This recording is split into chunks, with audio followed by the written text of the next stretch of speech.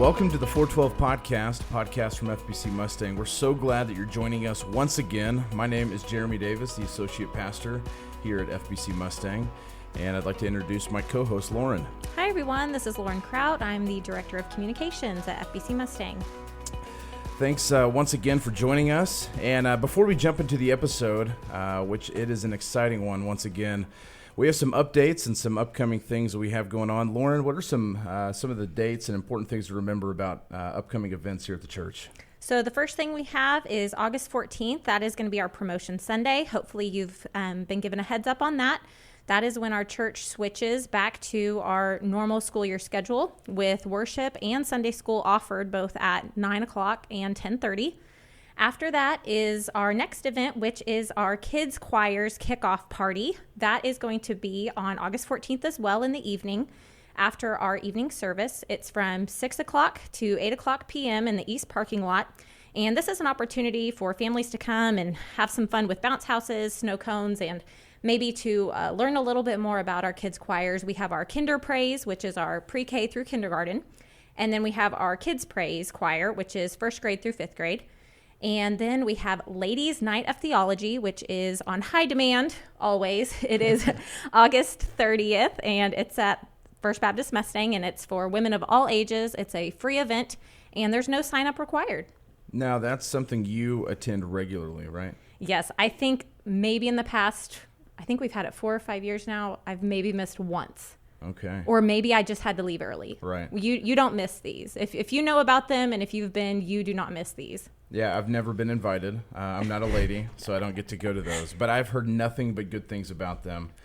So I guess you can give us the firsthand experience. It's a great event. Yes, and I think if this is somebody's first time to come, I would definitely recommend getting there early so you get a good seat. Our worship center fills up pretty fast. Okay, very good. Well, without further ado, I would like to introduce Joey Snodgrass. Joey, welcome to the show. Thanks for having me. Yeah, we're so glad you're here. And Joey, what's your title? Student minister, I think. Okay. So last episode we had Kent Jaggers, who's also in student ministry, and we're a little bit unique. Our church is. We have the great honor of having two youth pastors that work together. How do you guys kind of split up that workload?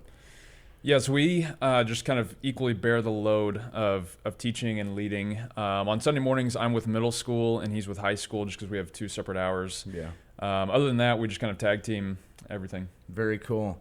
Well, Joey, give us a little bit of your background. Quickly, what is your testimony, and where have you grown up? Where are you from? So I'm born and raised in Mustang, so I've been here my whole life. I was raised in a church-going family. My parents are believers and members of this church now. The church we were going to when I was younger, I was saved when I was, I think, 8 and baptized shortly after. And then I'm very thankful for the Lord's salvation as I've continued to be saved and sanctified. So you're very homegrown right here in Mustang. Yep. and right here at the church. Yeah. That's Made it cool. That's very good. And a little bit of trivia. You and Lauren are related. How so? So my wife is Lauren's sister. Okay, so there you go. My sister is Joey's wife. Okay. Also true.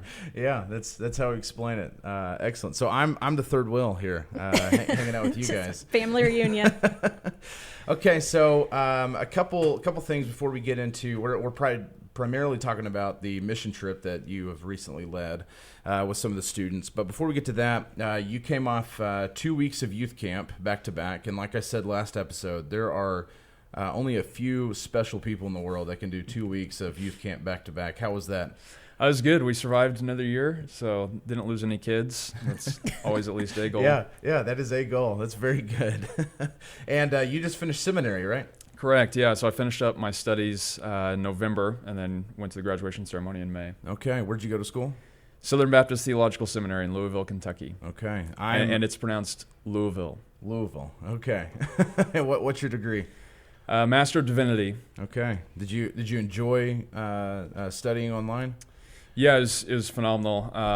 Not as good as being in the classroom, of course, but the quality of education that Southern provides and the theology that they have was top notch. Excellent. Well, I'm a Midwestern student currently, And I think Southern Midwestern are divisional rivals in the Bible drill. Yes. Okay. Yes. All right. Very good.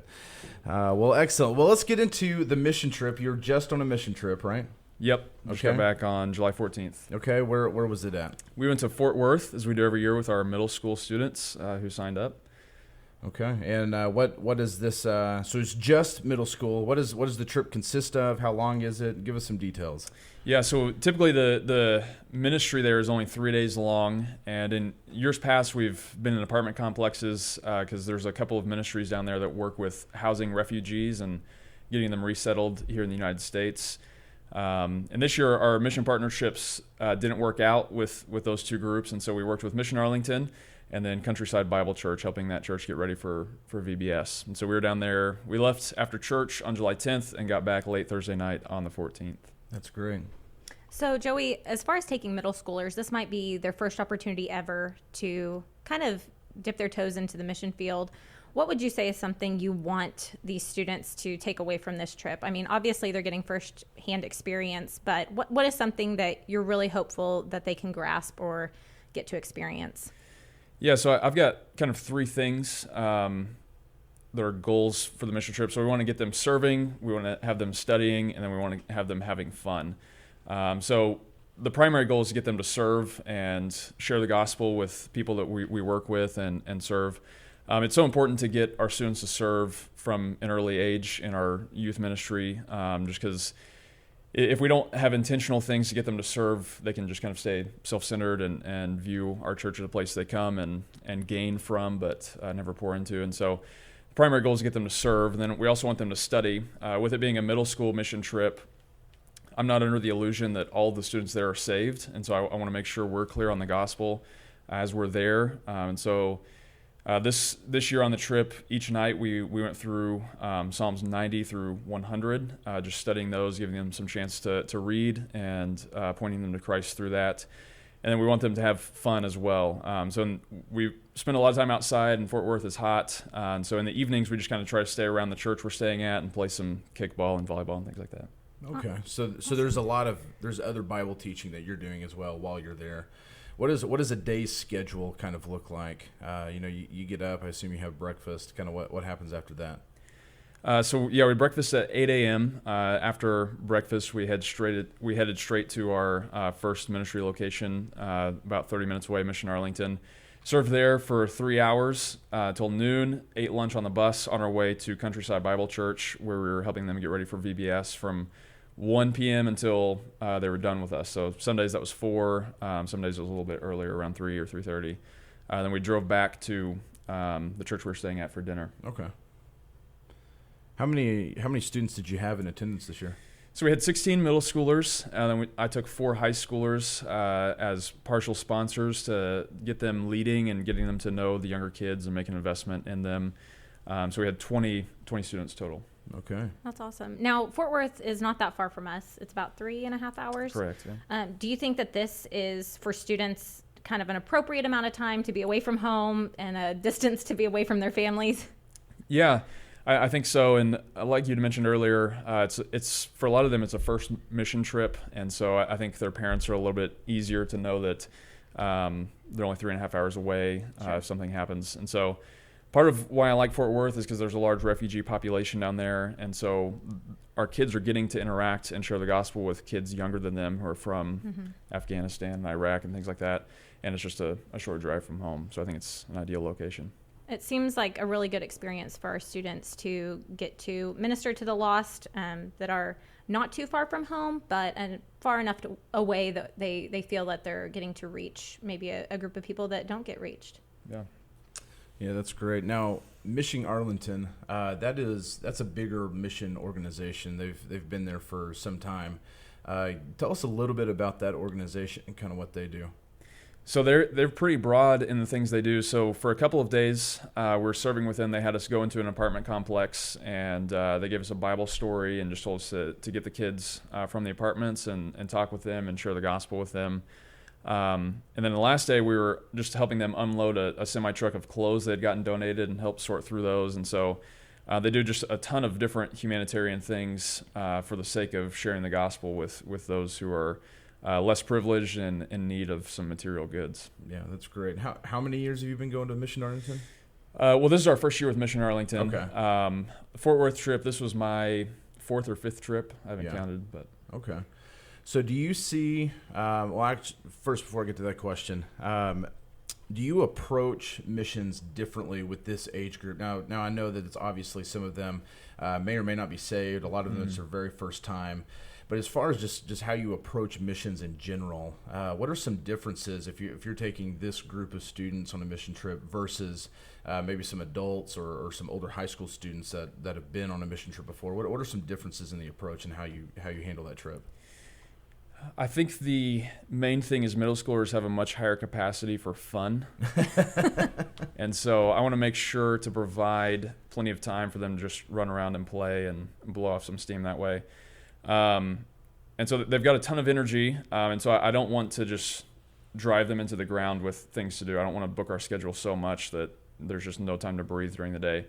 So that's the main thing is scheduled fun time, which adults might be against, but so that'd be a main difference. And also recognizing that I want to be clear on what the gospel is.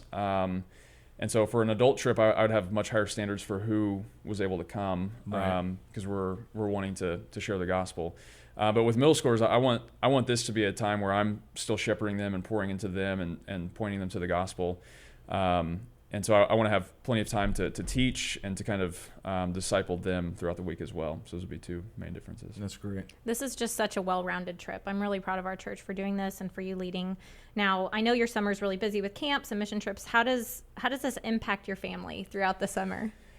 Yeah, there's a dramatic impact on my family because I'm gone 3 out of 4 weeks for a stretch there at the end of June and into July. With the Fort Worth trip, Lacey, and obviously you as well, Lauren, have family in the Fort Worth area. So Lacey is able to come with our kids and my mother-in-law, and they help serve in the kitchen. And then they also, during the day, are able to see some family. And so for the Fort Worth trip, while I'm not there as much as I would be at home, I still get to see my kids and my wife, and so that's a huge blessing. And in some ways, we're still recovering from me being gone so much, just getting back into a routine of being a family and eating dinner together and things like that. So, but I'm super thankful for Lacey and the way she's able to serve our students, even in Fort Worth. That's great. So I know we've talked about doing this for several years. What is the overarching, and not just with this trip, but just the overarching effect on a student's life when they are engaged both in mission work and in church ministry? How do you see that impact them in the long term? I think it gives them, it orients them to the goal of why the church exists, and so we're grateful to be able to provide mission trips for our students because they understand from an early age that the church doesn't just exist in order to share the gospel with its local community, but also to send people out. And so we've got several students in high school and middle school who feel called to missions, and we've been able to be a training ground for them to get a taste of what that's like. And also it just gives them a goal in mind. And so we're studying the Bible to know God so that he can sanctify us through his word, but also so we can share that with others, both here and when we go out on trips. Okay, that's really good. So for the fun part of the mission trip, what does that look like? What is the scheduled fun? So scheduled fun, on Thursday we go to Six Flags, which is our last day we spend at Six Flags, and so that's always a lot of fun. And this year in the Lord's providence, there was lightning in the area to start the day, and so I was on my first ride about to go, and they just shut the park down. Wow. And so we were delayed for like an hour, but the park cleared out and the sun came back out and it never rained. And so it was a really fun day because we had no lines. And then in the evenings, we've got kickball and volleyball that are pretty competitive. Who's the competitive one, the students or is that you? Well, just come to Fort Worth. Okay. You'll see. All right. Yeah, and we had some epic games. If you're around the youth group, you know Kinsley McKenna is my arch nemesis. And so we can't play together because we're ultra competitive. Okay. And there was one night her team beat me like 18-3. Yikes. She hit 5 home runs, and I've renounced cessationism because that was a miracle from the Lord. Oh, that's great. Okay, so funniest thing that happened on the trip? Oh, that's a good question. So probably the funniest for me was, each night it can kind of be a fight to get the kids to go to bed on time because they want to stay up late and talk and goof off. And so the last night, the guys in my room, I was going to allow to talk a little bit longer. And so, because we were just going to Six Flags the next day and we're getting to sleep in a little bit. And so I was trying to start the conversation. I was like, so have you guys enjoyed this trip? A couple people said, yeah, it was great. And I was like, what was your favorite part? One kid answered, it was very good, very spiritual. I was like, okay, that's great. Anyone else? And this kid goes, man, Top Gun is just the worst movie ever. And it started this fight. And so people are going back and forth on why he doesn't like Top Gun. And so we just went to bed. No more conversation. That's great. That's great. Lauren, anything else? I just want to say, if you continue to do Fort Worth, I really, really hope that I can go someday. I agree. I think it sounds wonderful. Yeah, we'd love to have you guys. So you're signed up for 2023. All right. Thank you. Good deal. So anything else you want people to know about this trip?